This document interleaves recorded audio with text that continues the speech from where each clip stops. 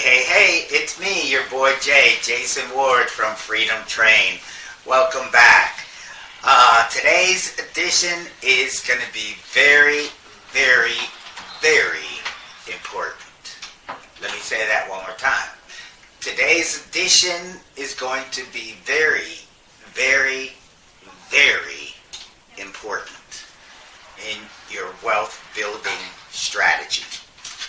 And this edition is going to be about building wealth by paying yourself first. Every person that you see that's going to talk about wealth building is going to say this. And every poor person that's out there that is struggling to pay their bills is saying to themselves right now, but I can't afford to do that. And that's the wrong answer. The answer is you can't afford not to do that. And that's the only way that you're actually going to be able to acquire wealth. So before you go any further, you know what to do. Down below there's that subscribe button, so let's make sure you get subscribed. Hit the notification bell so that you can make sure that you get all of our latest content. And hit that like button so that YouTube can recognize us as providing that valuable content to you. Down below, the links are going to be to two of my favorite books at the moment. And the first one is one of the books that influenced me on this journey to being an entrepreneur. And that would be Rich Dad, Poor Dad by Robert Kiyosaki. And the other book is going to be The Richest Man in Babylon. And that is one killer book. And probably everybody that is anybody successful in investing has heard of that book and read that book. So you definitely want to try and make sure that you make that part of your library. Richest Man in Babylon. And one of the key things that both of those books is going to teach you and talk about is paying yourself first. When paying yourself first, it is going to help you get to riches and get to wealth a whole lot faster than the way that you're doing it. And you'll find that everybody that's wealthy, that this is the strategy that they employ currently. So we're going to, without any further ado, I'm going to go ahead and get to the video. And the video is by one of my favorites, and that would be Robert Kiyosaki, the man himself. And he's definitely going to be talking about paying yourself first. And it's an interview that he did with Oprah Winfrey. So again, thank you for viewing us here at Freedom Train, and have a great day.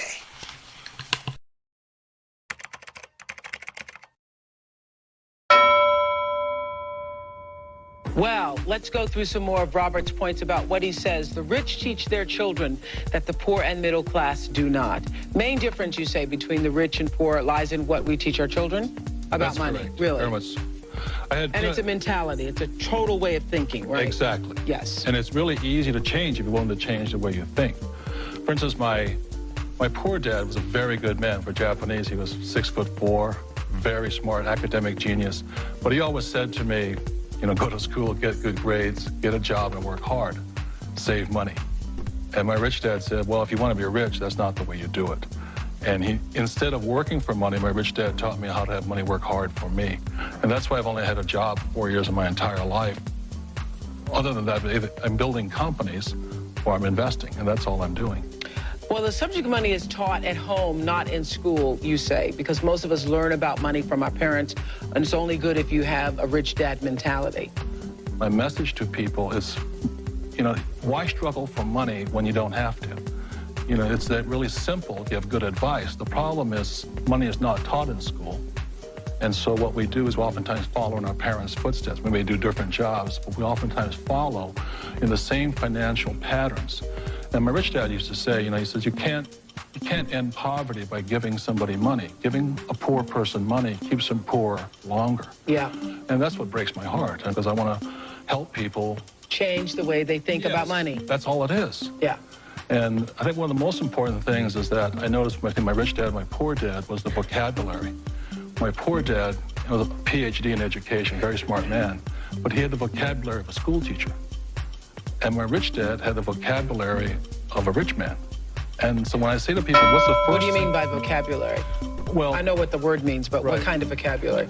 Well, I used to sit around the dinner table and listen to both dads, and one would talk about algebra and geometry and trigonometry. Nothing that ever made me any money. Mm-hmm. And my rich dad would sit there and he'd talk about return on investment, assets, liabilities, discounted cash flows, etc. And a lot of people use, you know, what you just said about your house is a liability, it's not an asset. Most people think it is their biggest investment. Yes, and that's one of the biggest middle-class traps. They say, my banker says my house is an asset. And my rich dad would say, if you can read a financial statement, you'll see, you can read that your house is actually a liability. I'm not saying don't buy a house. Mm-hmm. And I like big houses, and I like the finer things of life. Just don't call a liability an asset. And what's trapping the middle class is they're buying liabilities they think are assets. I like what you say in the book, which this is interesting too, because I've always been a person who lived beneath my means. Now it's kind of hard to see, it doesn't matter. But I've always been a person who, because I just was reading about how the Chevy Chevette was the worst car, one of the worst cars ever made, and I had one of those little tin cans because that was the thing that I could pay cash for and not have to, you know, pay interest and so forth. So I've always believed in living beneath the means until you could really afford to pay for stuff, mainly because I hate bills. Just hate bills. And you say one of the mistakes that middle class and poor people do is they try to look rich. So those are the first people to go buy the furs, the diamonds, the big TVs, and all the stuff, correct? Right. My rich dad called it looking good and going nowhere. Love that. Yeah. My grandmother used to call it not a pot to piss in, but anyway, that's the kind of the same thing. I'm glad you said that. You heard that too. Okay, they'll edit that somewhere. But anyway, it's the same principle. You have all this stuff. I know when I see people out and they got all the stuff and all the things and but then when they go home, what? They have bills.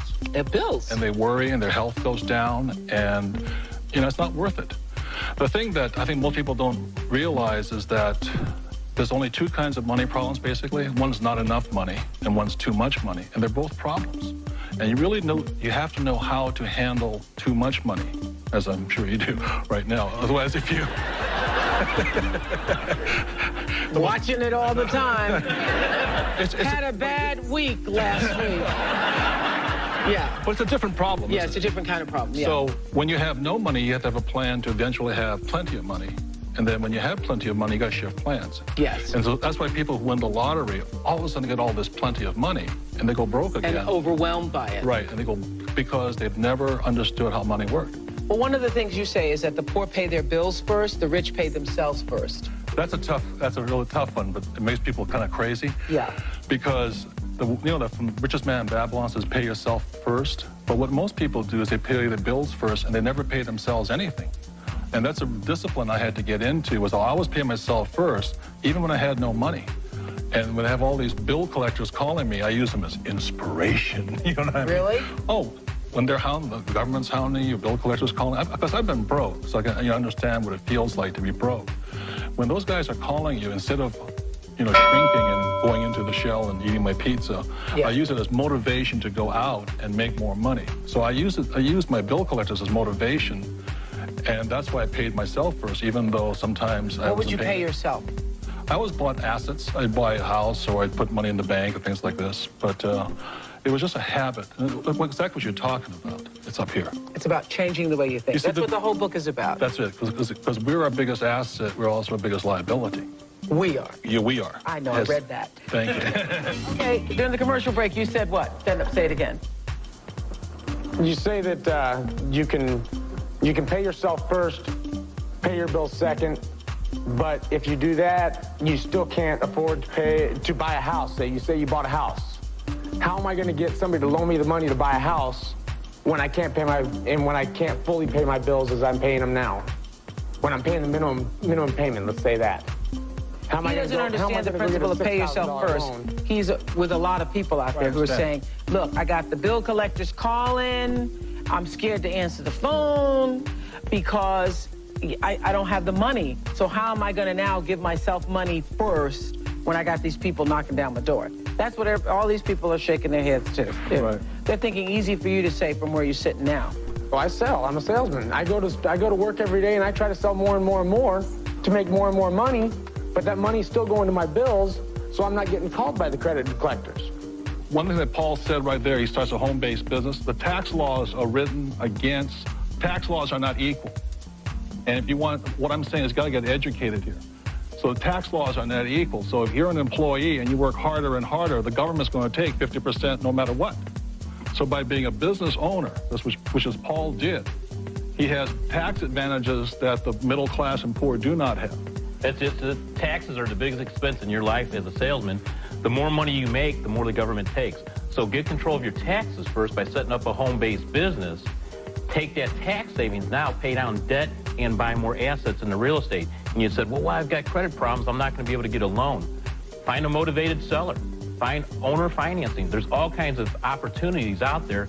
Most of society, though, will watch this show and then they'll go back to just sitting at home at night. You really have to change what you're doing in your life. If you're not happy where you're at financially, you've got to do something drastically. Just saving money and investing is not enough. There is a complete mindset that goes on. I think that's what these people came... Paul was saying, because we all have the mentality in this country, you work harder, it will pay off in the end. It does not, because the government always gets theirs. Right. Yeah. And then the real estate is the least taxed income you can get. So when my wife and I were struggling, we saved $6,000. We bought that house.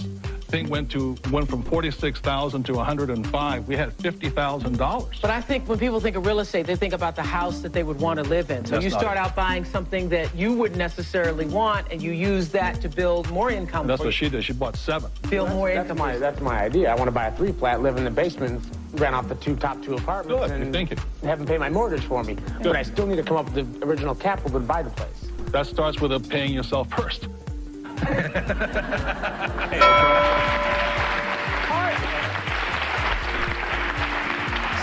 that's what people should be teaching in school, because I swear to you, we've all been taught, be responsible, pay your bills first so that the people don't, call you or not harassing you and so forth. What were you going to say, Paul? I would say I was doing with the real estate what Robert's talking about, but for $300, I set up a home-based business. Anybody in this room can do that, and you're going to save money on your taxes, number one, while you're generating income on your business. Once you've got that income coming in, you can do all the real estate that you want then. So it's really just getting out there and looking at the different opportunities. $300 investment, can't beat it.